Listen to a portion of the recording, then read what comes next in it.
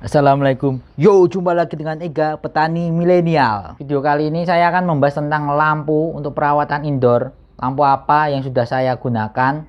Terus nanti juga ada eksperimen percobaan menggunakan lampu jenis baru agar teman-teman itu tidak ribet merangkai lampunya, dan insya Allah lampu yang akan digunakan itu cukup murah, cuma nggak tahu nanti perkembangannya seperti apa. Untuk itu simak terus video ini, jangan skip agar infonya tersampaikan dengan baik.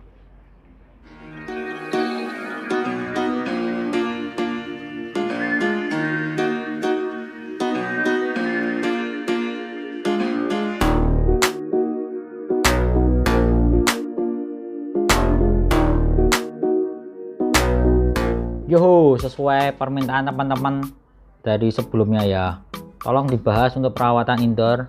Alhamdulillah kali ini saya akan membuat video tentang perawatan indoor. Contoh Venus flytrap yang saya rawat indoor ini kebetulan lagi jelek ya fase-fasenya, nggak apa-apa.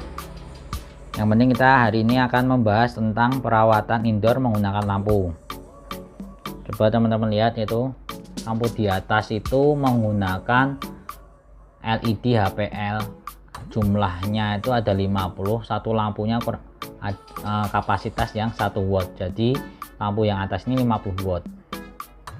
Terus juga ada yang lampu bawah. Oh ya, yang lampu atas ini dominan dengan warna putih ya, merah cuma ada berapa tuh, 4 doang.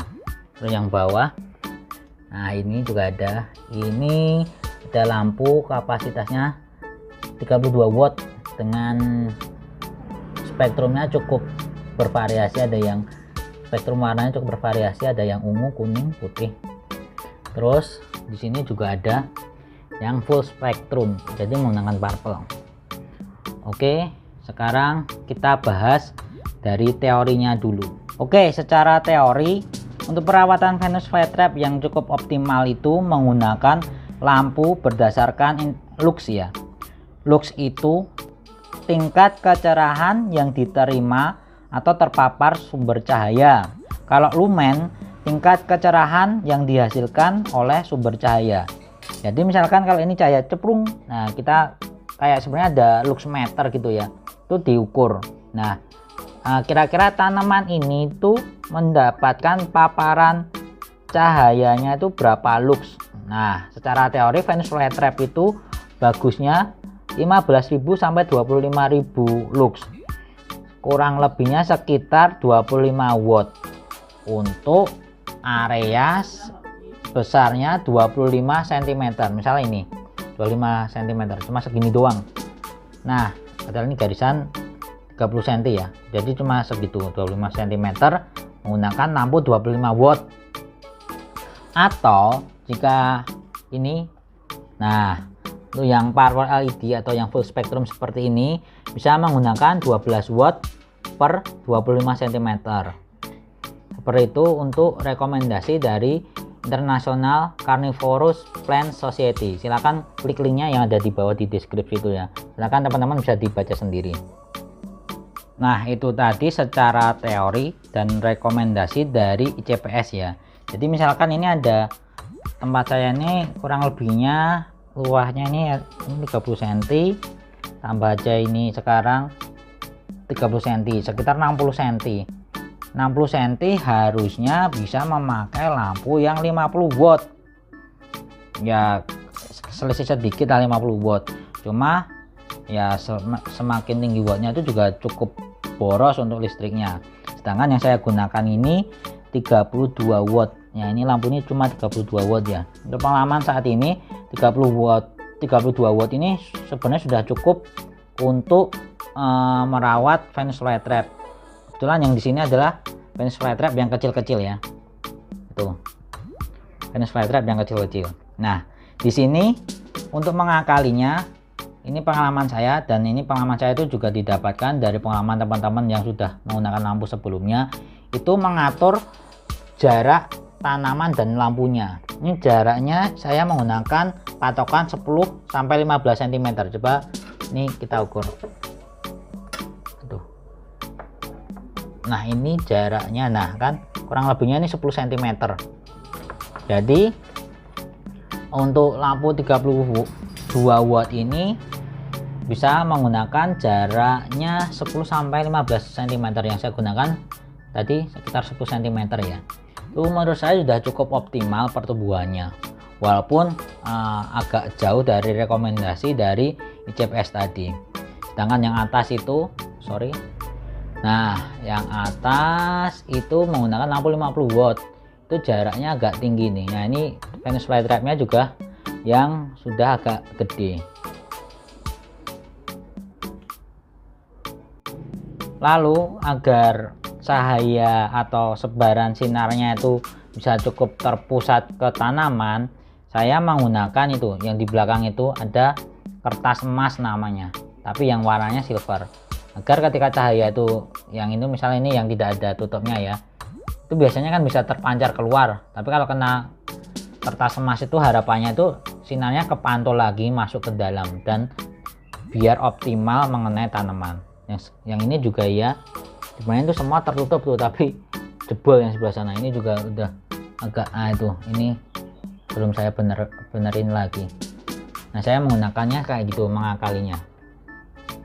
Selanjutnya akan saya coba perangkaian lampu yang lebih lebih praktis, tinggal beli aja, tinggal pasang lalu tinggal digunakan, agar teman-teman tuh yang sekarang ini saat musim hujan bisa menggunakan pengaplikasiannya langsung, nggak usah perlu merakit lampu seperti ini. Oke, simak video selanjutnya. Oke, alat-alat yang akan kita butuhkan adalah kontainer seperti ini ya. Nggak tahu ukurannya berapa, tinggal disesuaikan aja dengan kebutuhan. Lalu 2 buah lampu, ini lampu merek nggak tahu merek apa, Mustang 15 watt, lumennya 1450. Kita nggak terlalu memperhatikan lumennya, yang penting wattnya, bukan nanti bisa cocok ada 2. Lalu jangan lupa fittingnya, stand lampu, nah itu ada 2. Soalnya ada ini namanya kertas emas kalau tanya di toko alat tulis atau fotokopian, tapi yang warnanya bukan emas ya, yang silver.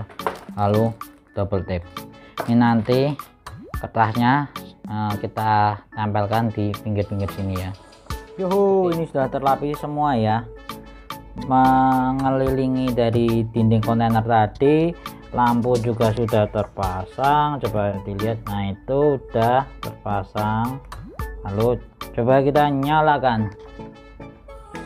Oke, nyala, cukup terang.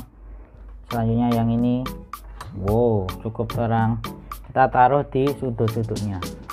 Nanti bisa kontainernya cukup untuk menampung 15 pot ya, 15 pot ukuran 8 cm. Nanti kita setting, ini lampu sebelah sini, satunya sebelah sana. Jadi kita siapkan dulu tanamannya, beberapa yang ada yang perlu di repotting. Oh ya, itu timernya jangan lupa. Sebenarnya saya kebiasaan menyeting timernya 12 jam bukan 14 jam. Kita siapkan dulu tanamannya. Nah, ini sudah saya tempatkan tanamannya. Ini sebenarnya muat buat 15 pot, tapi ini saya pasang 14 pot aja. 12 pot aja, agar penyinaran lebih efektif dan tanaman saya tinggal ini sih yang kira-kira bisa untuk percobaan. Gitu ya. Terus kalau penyiraman saya indoor tuh bisa dari atas kayak gini. Kenapa saya nyiram dari atas? Sebenarnya sudah saya bahas di video-video sebelumnya, karena untuk itu sphagnum moss yang topping hidup itu butuh kelembapan juga. Kalau cuma yang dari bawah doang nanti nggak bagus sphagnum mossnya, biasanya kering. Cuma ya sebenarnya hati-hati kalau nyiram dari atas tuh, kalau bisa dihindari kena trap, jadi memang disiram di mossnya aja kayak gitu ya, karena kalau kena trap nanti bakalan nutup. Ini disingkirin dulu.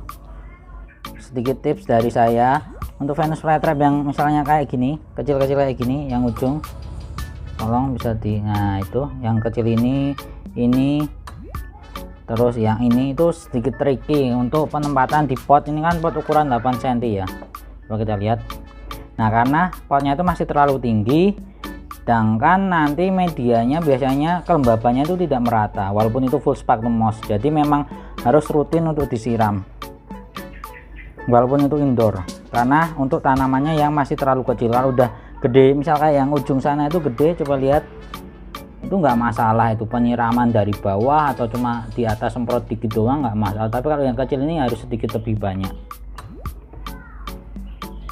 Oke ya, ini bisa juga disiram dengan cara kayak gini biar menjaga medianya tetap lembab. Guyur aja. Nah, kalau nyiram kayak gini untuk indoor juga harus hati-hati karena musim hujan kayak gini juga rawan nyamuk. Jadi harus sering-sering ngecek dan sering nguras. Saat kita miara Venus flytrap malah nanti nauzubillah kena demam berdarah. Oke, kayak gitu ya. Terima kasih yang sudah menonton. Jangan lupa klik like dan subscribe. Tips ini gratis kan? Tuh, semoga ini nanti bisa berhasil. Biayanya jadi lebih murah daripada pakai lampu rakitan. Semoga bermanfaat video ini. Wassalamualaikum warahmatullahi wabarakatuh. Ciao.